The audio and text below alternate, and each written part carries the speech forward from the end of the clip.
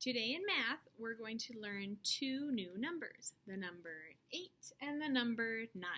So let's go over our DLO. Take a look at our new numbers. We'll write them. I'll show you how to write them. You won't be writing the numbers today. And then we're going to be counting objects and filling in a 10 frame. So I brought my 10 frame with me today. We'll talk about that in just a moment. Let's go over our DLO.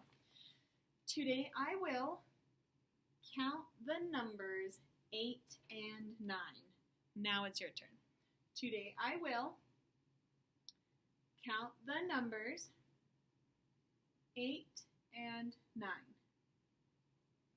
So here's the number 8. 8 is a special number because it's one big continuous loop and it's symmetrical. It's the same on both sides. So if I drew a line down the middle, it's the same on this side and the same on that side.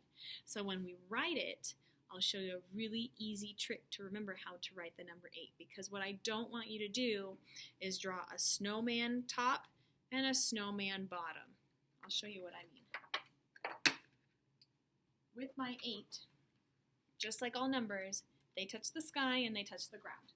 When I write an 8, my poem is make an S, close the gate, that's the way you make an 8. Watch me. Make an S, close the gate, that's the way you make an 8. Watch me one more time. Make an S, close the gate, that's the way you make an 8. Let me show you some 8s I don't want to see. We always get some really funny, wiggly, funny 8s kind of like this. Don't do that. And do not write a snowman 8. A snowman 8 is a circle on top and a circle on bottom. Do not make a snowman 8. We don't pick up our pencils or our markers when we make an S and close the gate. We don't pick them up. Let's look at number 9. Number 9 is make a loop and then a line. That's the way you make a 9. So 9 can be pretty easy. It almost looks like a backwards P. Okay, 9. Just like all numbers in capital letters, we touch the sky, we touch the ground. Make a loop and then a line. That's the way you make a 9. A couple things about this number to help us remember is if I cover this up, it looks like a lowercase a that's up in the sky, and then we just add a line down below. So that's kind of helpful. Also, when we make our loop, it needs to touch the fence and the sky. So watch me, I'll write one more. Make a loop and then a line, that's the way you make a loop and then a line, that's the way you make a 9. Excuse me, let me show you some 9s I don't want to see. I don't want to see little teeny tiny 9 tops way up here. Little 9 loops that are teeny tiny, that are flying away. Definitely don't want to see that. I also don't want to see some big giant loops and then a line. That's too big, it went past the fence. And then another one that sometimes happens is a circle and a stick. I don't want to see a circle and a stick. We don't pick up our pencils or our markers when we write 9. Make a loop and then a line. Don't do a circle and a stick. Don't do it. Okay, now let me erase.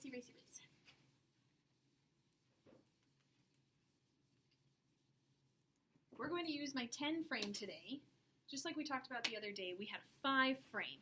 When we look at a window, there's a window frame around it. So when you put the window in, you install it, you put a frame around it to cover up all the bits of the drywall and the studs. In my 10 frame, guess how many windows I have? 10. Let's count. Just like when we write or when we read, we start at the top on the left.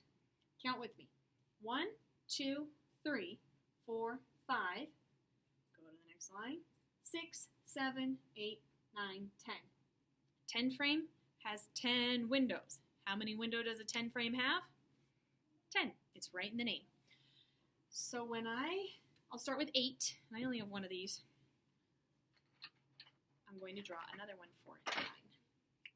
A 10 frame.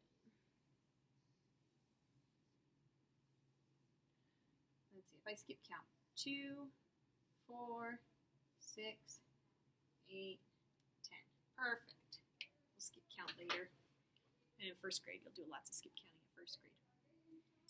If I'm going to show 8 in a 10 frame, this is what it would look like. I'll use green today. When we read and write, we start at the top on the left. So watch me. 8. 1, 2, 3, 4, 5. I ran out of space. What do? Go to the next line. 1, 2, 3, 4, 5, 6, 7, 8. Let's do 9. 9. When I write, I start at the top on the left. Count with me. 1, 2, 3, 4, 5, 6, 7, 8, 9. Now notice 9 has one empty spot here. If I filled it in, it would be 10. But we're going to start to recognize different numbers in different ways. When we see them on a 10 frame, I can just blink my eye, open it up, and see it like this. I don't even have to count it. I already know it's 9 because I just took 1 away from the 10 frame. Up here, I can do the same thing. If I blink and I look at it, there's 10 windows, but I know 2 are missing. If in my head, I say 10, take away 2 is 8. So let's count a few objects and fill in some of these 10 frames. Then it will be your turn. So I will draw some objects, and we will count and fill it in. So here's my 10 frame. Perfect. Let me draw some items. In your book, it looks like school or a picnic lunch. Milk and juice boxes, water bottles, sub sandwiches, and some fruit you will be counting. We can use a couple different strategies. You can use the touch and count strategy. You can use the cross out strategy. There we go.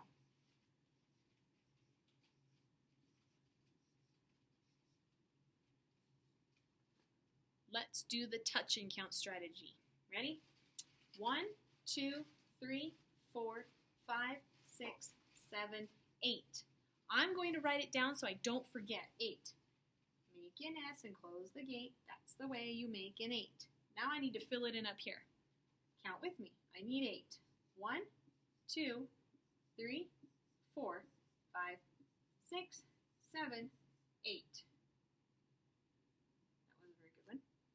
So I counted the ones that are here. I wrote the number just so I didn't forget, and then I wrote it in my 10 frame. Let's do another one. I can take this off easy and erase, erase, erase. I'm going to use blue because I think blue shows up better than that one.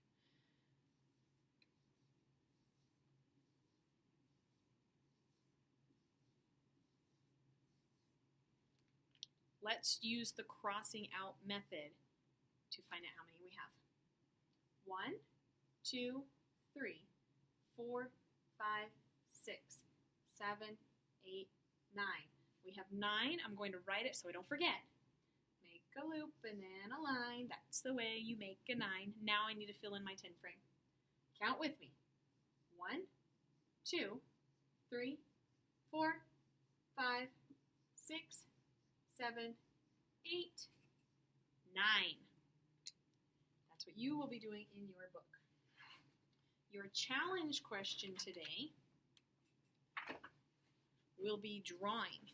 The challenge question is at the very end, number 10. It says, have students draw 8 or 9 oranges, then draw in the counters. So you need to draw your oranges, which are just like what I did, circles.